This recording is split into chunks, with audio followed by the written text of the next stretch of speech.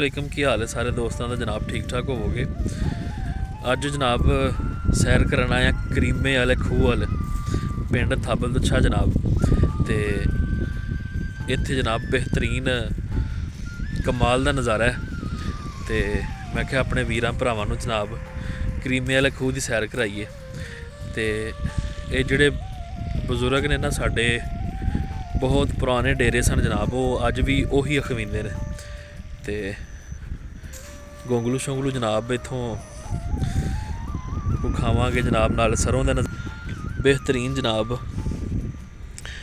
अच्छा जी, ए करीमे वाला खूह है अखवींदा, कमाद लग्गा जनाब, सरों लगी।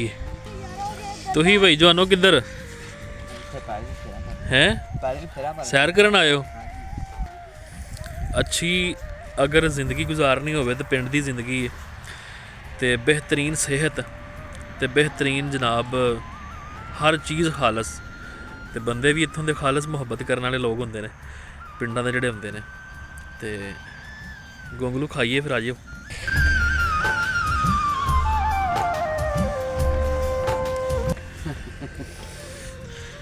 लो जनाब, आ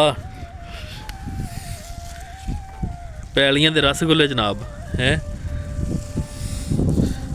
क्या ही कमाल, क्या ही नज़ारे ने हैं। हाँ जी, लो जी पत्थर लाओ अपने हत्थों नाल ते इत्थे धरो।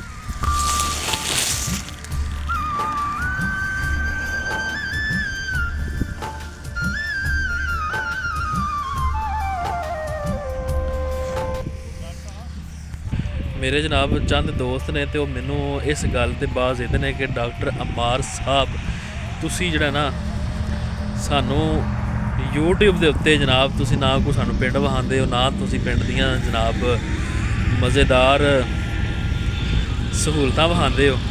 ते ए वेखो जनाब मेरे हत्थ दे विच गोंगलू ते मूलियां बेहतरीन किस्म दी जनाब आ चुकियां ने। तो जिन्हें जिन्हें खानियां ने जनाब मैनू कमेंट करो किहड़े किहड़े भरा इस चस नूं तरस रहे हैं।